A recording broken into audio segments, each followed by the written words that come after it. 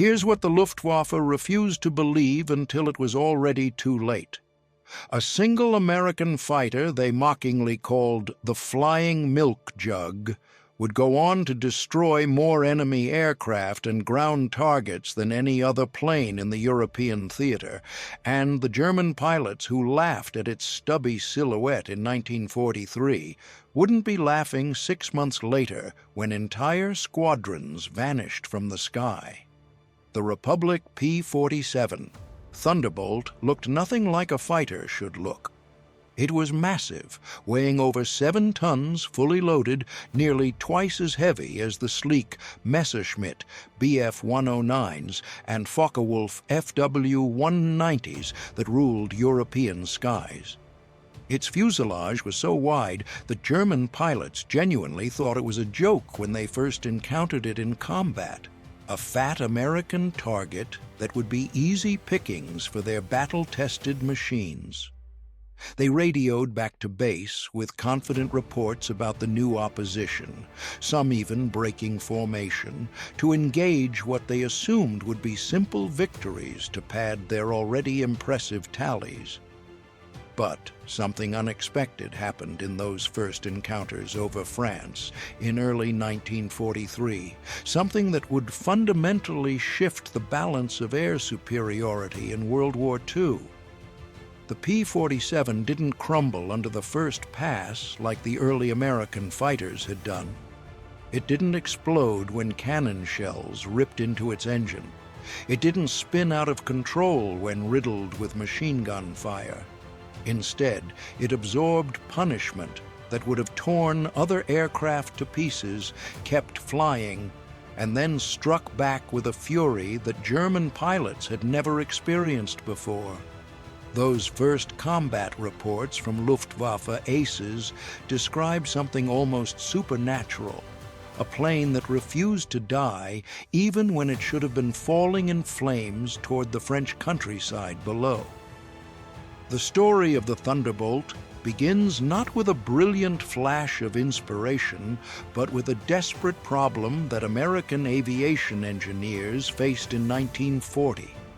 The United States Army Air Corps knew war was coming, knew that American pilots would eventually face the combat-hardened Luftwaffe, and knew with absolute certainty that the fighters they currently had would be slaughtered.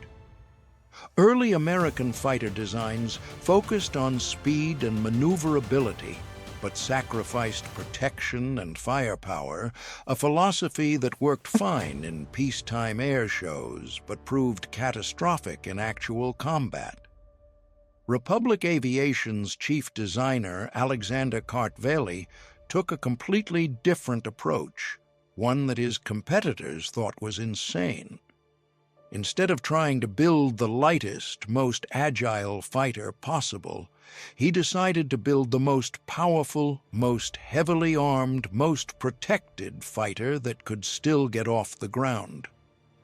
His design centered around the massive Pratt & Whitney R2800 double Wasp engine, an 18-cylinder radial monster that produced over 2,000 horsepower, more raw power than any fighter engine in existence. But that enormous engine created an enormous problem. Radial. Engines are wide by their very nature, and the R2800 was wider than most. Kartveli couldn't just stick it on the front of a sleek fuselage like you could with an inline engine. He needed to build the fuselage around the engine, which meant the P-47 would be fat. There was no way around it. Other designers would have gone back to the drawing board, looked for a different engine, tried to slim things down. Kartveli instead leaned into the problem and turned it into an advantage. That wide fuselage gave him room for fuel tanks, lots of fuel tanks, which meant range. It gave him room for .850 caliber machine guns, 4 in each wing, more firepower than any American fighter had ever carried. It gave him room for ammunition, over 3,000 rounds total, enough for sustained combat rather than brief bursts. and it gave him room for armor plating around the cockpit and critical systems, protection that would keep pilots alive when other fighters would have left them exposed. The prototype first flew in May 1941, and the test pilots came back with mixed reports. Yes, it was fast in a dive, terrifyingly fast, capable of exceeding 500 miles per hour in a steep descent, faster than anything else in the sky at that time.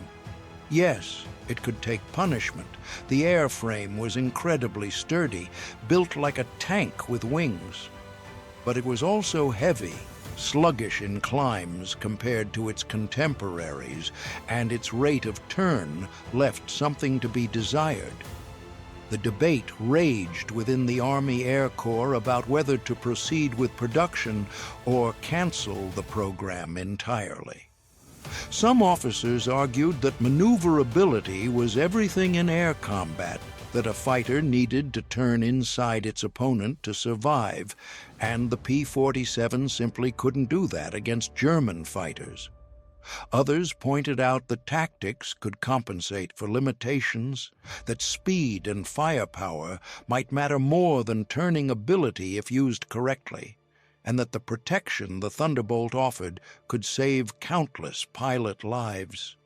The decision to go forward with full production in 1942 was partly based on pragmatism and partly on desperation. America needed fighters, needed them quickly, and needed them in large numbers. The P-47 could be mass-produced more easily than some other designs, and Republic Aviation had the manufacturing capacity to build them fast. By early 1943, the first Thunderbolts arrived in England, assigned to the 56th Fighter Group and other units tasked with escorting American bombers deep into Nazi-occupied Europe. The bomber crews took one look at their new escorts and felt their confidence drain away. These things were supposed to protect them. These fat, ungainly machines were supposed to take on the proven killers of the Luftwaffe. The British pilots were equally skeptical, making jokes about the Americans bringing along flying water heaters, suggesting that maybe they were confusing fighters with cargo planes. Even American pilots transitioning from lighter fighters, like the P-40, initially hated the Thunderbolt, complaining about its weight, its size, its lack of visibility from the cockpit.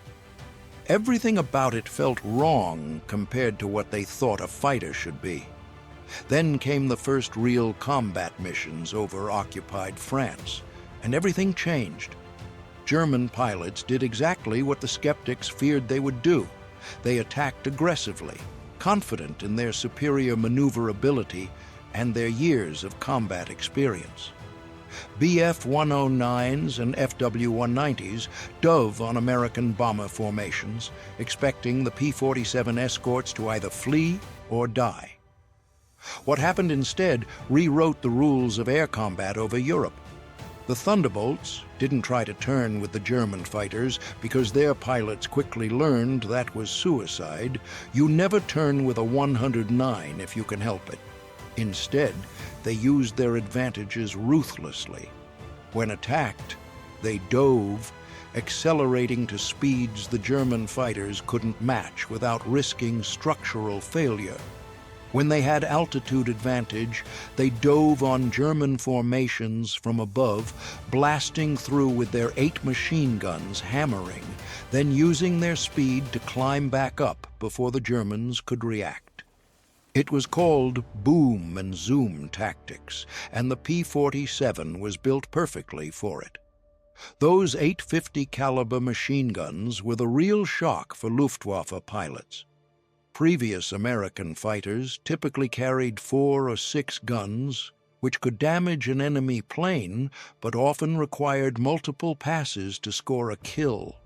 The Thunderbolt's 8-gun battery put out a combined rate of fire exceeding 100 rounds per second, a wall of lead that could saw the wing off a Bf-109 or blow the tail off an FW-190 in a single burst. German pilots who survived P-47 attacks described it as flying into a metal storm, said that when a Thunderbolt opened fire, the tracers looked like a solid stream rather than individual bullets, that planes simply disintegrated under that kind of firepower. But the real game changer was durability, and this is where German pilots went from confident to terrified over the course of just a few months. The P-47's radial engine was air-cooled, which meant it didn't rely on vulnerable coolant systems that could be punctured by a single bullet. You could blow cylinders completely off the engine and it would keep running on the remaining ones, keep producing power, keep pulling the plane through the sky. The fuselage was overbuilt, with structural elements far stronger than necessary by normal design standards, which meant it could absorb battle damage that would have been catastrophic for other aircraft. Stories started circulating among both American and German pilots about Thunderbolts that came home with holes you could stick your head through, with control surfaces shot to ribbons, with engines that should have quit but somehow kept turning. One pilot landed with over 200 bullet and cannon shell holes in his aircraft, and the plane was repaired and flying again within days. Another had his canopy blown away, his instrument panel destroyed, and half his tail missing, and still made it back to base in England. The Germans started calling these encounters iron attacks, because shooting at Thunderbolts felt like shooting at iron plates rather than aircraft. German fighter tactics began to change by mid-1943, and not in ways that favored the Luftwaffe. Pilots who had previously attacked American bombers with aggressive head-on passes now hesitated when they saw P-47 escorts, knowing that engaging them meant risking a fight they might not survive, even if they scored hits. Luftwaffe commanders issued new directives telling their pilots to avoid combat with Thunderbolts when possible, to look for easier targets, to break off attacks if the Americans had altitude advantage. This was a fundamental admission that the flying barrel, as they called it, was winning. But bomber escort was only half of what made the P-47 a nightmare for Germany. The real devastation came when the Thunderbolts shifted to ground attack missions, and this is where the plane's design turned from effective to absolutely devastating. That massive engine and sturdy airframe meant the P-47 could carry bombs, lots of bombs, up to 2,500 pounds of external ordnance, along with its guns. It could carry rockets, the 5-inch high-velocity aerial rockets that could punch through armor plating, and it could carry napalm, the jellied gasoline that turned everything it touched into an inferno. Starting in late 1943 and accelerating through 1944, Thunderbolts began systematic destruction of German ground infrastructure across France, Belgium, and eventually Germany itself. They targeted trains, and German rail logistics never recovered. They targeted trucks and supply convoys, strangling the flow of ammunition and fuel to frontline units. They targeted airfields, catching German planes on the ground where they were vulnerable, destroying them before they could even take off. They targeted bridges, communication centers, fuel depots, anything that kept the German military machine functioning. The tactics were brutal and effective. Thunderbolt squadrons would sweep across occupied territory at low altitude, often below 500 feet, hunting for targets of opportunity. When they found a train, they didn't just strafe it, they destroyed it completely. The lead planes would fire rockets to blow the locomotive and stop the train. Then the entire squadron would make repeated passes, shredding every car with machine gun fire, setting anything flammable ablaze, leaving nothing but twisted wreckage. When they found truck convoys, they attacked from the front and rear simultaneously, trapping vehicles in the middle, then methodically worked their way through the entire column. The firepower was so overwhelming that German ground troops learned to scatter and hide the moment they heard the distinctive sound of a P-47's engine, that deep, throaty roar from the massive radial that you could hear from miles away. By early 1944, the Luftwaffe's situation had become desperate. They were losing experienced pilots faster than they could train new ones, losing aircraft faster than factories could replace them, and losing control of their own airspace. The introduction of drop tanks on P-47s meant they could escort bombers all the way to targets deep in Germany, eliminating the safe zones where Luftwaffe fighters had previously been able to regroup and reorganize. Every mission became a potential death trap for German pilots. Every takeoff might be their last, because a Thunderbolt could be waiting above the clouds, or might catch them during landing when they were most vulnerable. German propaganda tried to spin the situation, claimed their pilots were still superior, still winning, still capable of defending the homeland. But the numbers told a different story. By mid-1944, the Luftwaffe was effectively broken as a strategic force. They still had planes, still had pilots, but they couldn't contest American air superiority anymore, couldn't stop the bombers, couldn't protect their own ground forces, couldn't move supplies without facing swarms of Thunderbolts hunting them. The P-47 had done exactly what it was designed to do: absorb punishment, dish out overwhelming firepower, and keep flying no matter what the enemy threw at it. The plane that German pilots mocked in 1943 had become the weapon they feared most by 1944. Individual pilot stories reveal just how dominant the Thunderbolt became in the right hands.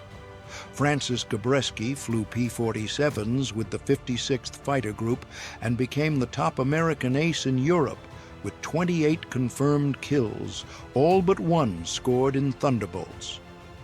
Robert Johnson survived a mission where his P-47 was hit over 200 times by German fighters and anti-aircraft fire, with his canopy jammed shut, his plane smoking, half his controls shot away, and still made it back across the English Channel to land safely.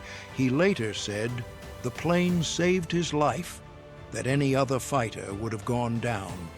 Hubert Zemke commanded Thunderbolt squadrons and pioneered many of the tactics that made them so effective, emphasizing teamwork over individual heroics, coordinated attacks over dogfighting, and using the plane's strengths rather than fighting against its weaknesses. These weren't stories of miraculous skill overcoming bad equipment.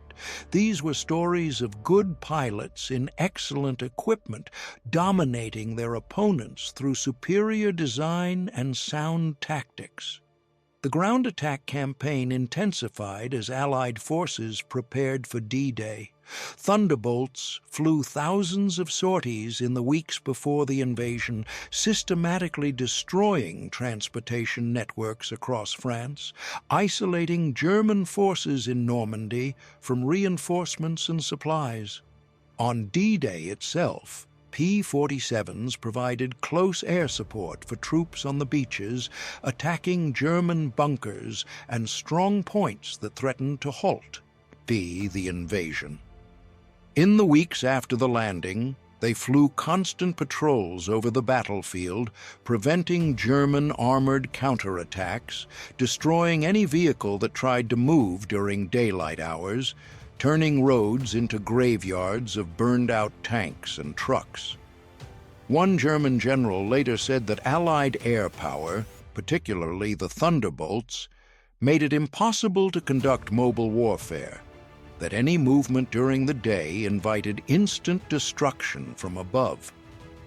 The Luftwaffe's final major operation against the P-47s came during the Battle of the Bulge in December 1944.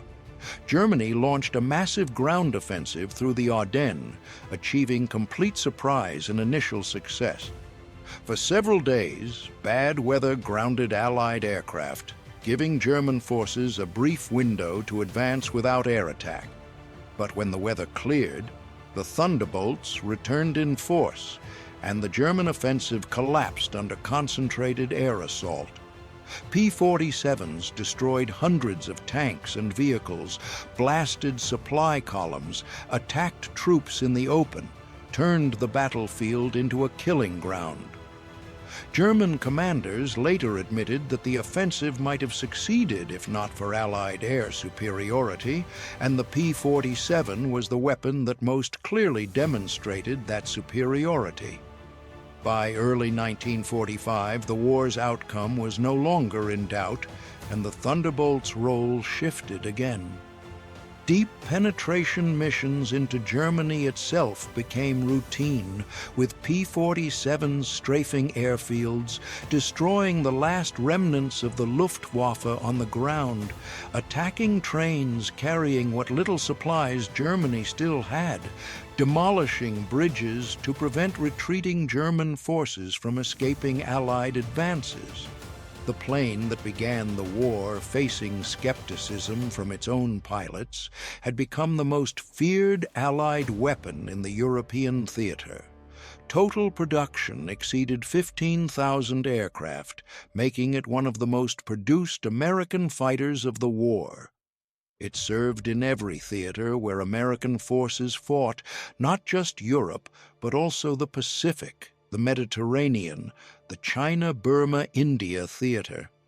It earned a reputation for bringing pilots home alive, for getting the mission done, for being tough, reliable, and deadly. After the war ended, captured German pilots were interviewed extensively about their experiences, and the P-47 came up repeatedly in their accounts. They described it as the American fighter they least wanted to face, more concerning than the faster P-51 Mustang, more dangerous than the twin-engine P-38 Lightning.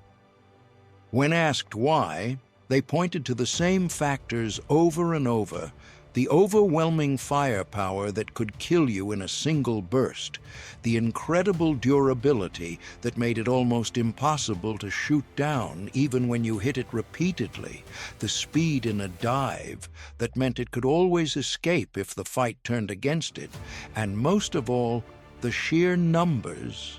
By 1944, there were so many Thunderbolts in the sky that you couldn't avoid them, couldn't fly a mission without encountering them, couldn't relax even over your own airfields because they might appear at any moment. The psychological impact was as important as the tactical impact. German pilots in 1945 were often teenagers with minimal training, thrown into cockpits to face veteran American pilots in superior aircraft. They knew before they took off that they would probably die, that the odds were overwhelmingly against them, that the fat American fighter they might have laughed at 2 years earlier was now the weapon that would most likely kill them.